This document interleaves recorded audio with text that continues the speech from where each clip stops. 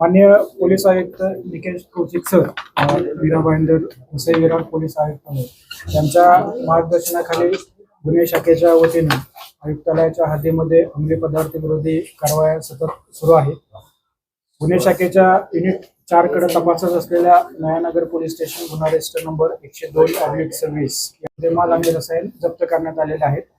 या गुन्ह्यामध्ये आरोपी नंबर 19 तस्लीम चुकन याला गुन्हे शाखा युनिट 4 यांनी अटक केली आणि त्यांनी दिलेल्या माहितीवरून हरदोई जिल्हा उत्तर प्रदेश या ठिकाणी 1 किलो 26 ग्राम MD सह MD बनवण्यासाठीचे सर्व लॅब इक्विपमेंट आणि जो MD बनवण्याचा सेटअप आहे तो उद्ध्वस्त करण्यामध्ये गुन्हे शाखा युनिट 4च्या पथकाला यश मिळालेलं आहे.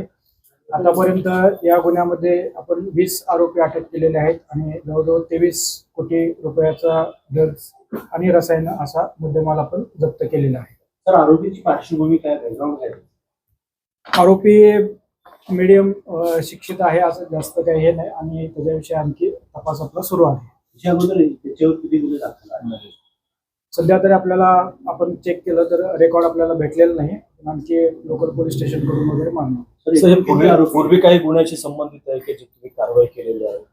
पूर्वी आपल्याकडे मी मग सांगितल्याप्रमाणे नयानगर पोलीस स्टेशनचा जो गुन्हा तपासामध्ये आहे आपल्याला, त्याच्यामध्ये आपण जे पूर्वी रेकॉर्डवरती निष्पन्न झालेले सर्व डॉट्स आपण जुळवत गेलो आणि तिथूनही आपल्याला 4 लोकेशन मिळालेले. त्यापैकीचे एक 4 लोकेशन आहे UP हरदोई जिल्ह्यामध्ये. या ठिकाणी आपल्या पथकाने रेड केली.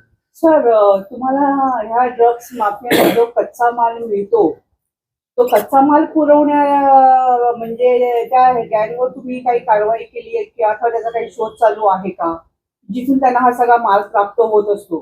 हे आतापर्यंत आपल्या तपासामध्ये असं दिसून आलेलं आहे की हे ड्रग्ज निर्मितीसाठी जे रसायन लागतात त्यातले बरेचसेच रसायन ओपन मार्केटमध्ये मिळतात, त्याच्यावरती असं काही हे नाही. परंतु जे ठराविक कंट्रोल केमिकल आहेत ते पुरवठा करण्याच्या विषयी ठराविक कंडिशन आहेत, त्याचं व्हायोलेशन करून हा जर कोणी पुरवठा करत असेल तर त्याच्यावर आपण निश्चित कारवाई करणार.